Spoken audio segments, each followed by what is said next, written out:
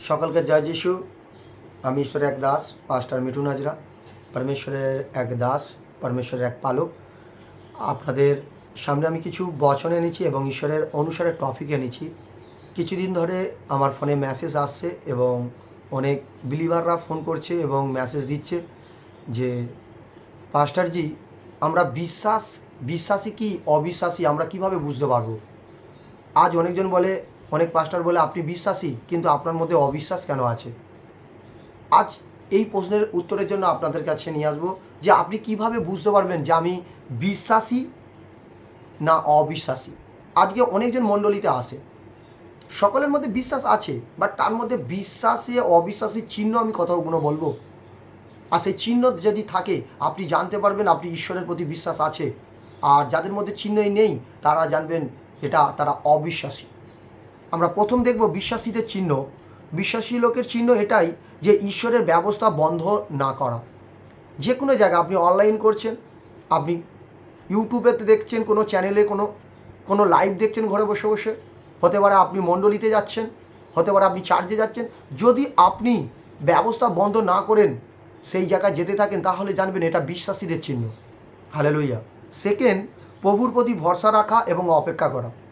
যে ব্যক্তি প্রভুর প্রতি ভরসা রাখবে এবং অপেক্ষা করবে, তার পরিস্থিতিতে যা কিছু ঘটুক না কেন পরমেশ্বরের প্রতি অপেক্ষা করবে এবং ভরসা রাখবে যে পরমেশ্বরই পারে আমার জীবনকে উদ্ধার করতে। এটা বিশ্বাসীদের চিহ্ন। আর এই চিহ্নে যদি থাকেন অবশ্যই জানবেন আপনি বিশ্বাসী আছেন। এবং নম্বর 3, কোনো পরিস্থিতিতে ভয় না করা। কোনো পরিস্থিতিতে ভয় না করা। আজকাল ব্যক্তিরা ভয় করে, সেই জন্য প্রভু যীশুনাশ্রীও পবিত্র শাস্ত্রে বহু জায়গায় লিখে গেছে, ভয় করো না, সাহস করো। যে আমি তোমাকে ভীরুতার আত্মা দিইনি, আমি তোমাকে সাহসের বলবান আত্মা দিয়েছি। বাট এটা আমাদেরকে চিহ্ন করতে পাওয়া যায় যে আমরা বিশ্বাসী। ওই সময় শিষ্যরা অবিশ্বাসী হয়ে গিয়েছিল, তাই জন্য তাদের মধ্যে সেই সমুদ্রের ঝড় থেমে গিয়েছিল না, সমুদ্রের ঝড় বন্ধ হয়েছিল না। কিন্তু ওই সময় প্রভু যীশু বিশ্বাসী ছিল, স্বর্গে হাত তুলে প্রার্থনা করেছিল। তাই প্রিয় খ্রিস্ট বিশ্বাসী, এই চিহ্ন অবশ্যই জরুরি যারা বিশ্বাসী সন্তান। নম্বর 1 যে বিশ্বাসী লোকের চিহ্ন, ঈশ্বরের ব্যবস্থা বন্ধ না করা।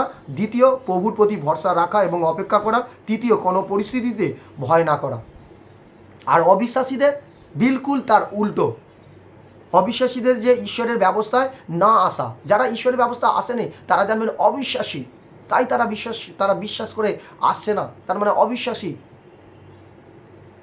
কিন্তু একটা বিশ্বাসী সে আসতে থাকে, কিন্তু অবিশ্বাসীরা কি করে? ব্যবস্থা আসে না। কেন? বিশ্বাসী জানে আমি গেলে ওখানে ছুটকারা পাবো, আমি আজকে মণ্ডলীতে গেলে আমি এক বচন পাবো, সেই বচন দ্বারা প্রার্থনা করব, আমার জীবনে সেই সমস্যা চলে যাবে। অর্থাৎ অবিশ্বাসীরা ব্যবস্থায় আসবে না। দ্বিতীয়, প্রভুর প্রতি ভরসা না রাখা, অপেক্ষা না করা। যারা আজকে অবিশ্বাসী, অল্প বিশ্বাসী যাকে বলা হয় অবিশ্বাসী, তারা প্রভুর প্রতি কোনো ভরসা করবে না, প্রভুর প্রতি করবে না, ভরসা রাখবে না, অপেক্ষা করবে না। তৃতীয়, যে কোনো পরিস্থিতিতে ভয় করা। তাদের যে কোনো একটা পরিস্থিতি, ছোটোই হতে পারে বড়, যে কোনো পরিস্থিতিতে একটা সংকট এলো, কোনো সমস্যা এলো, আর তারা কি করতে থাকলো? তারা ভয় করতে থাকলো। ভয় ভয় আপনাদের জীবনকে অন্ধকার ডেকে আনে। ভয় আপনাদের জীবনে পরিস্থিতি চেঞ্জ হয় না। সেই জন্য আজকে আপনারা বিশ্বাসী আর অবিশ্বাসীদের চিহ্নকে আপনি বুঝতে পারবেন। এই 3টে চিহ্ন যদি আপনার কাছে থাকে তাহলে জানবেন আপনি 100-100 বিশ্বাসে আছেন।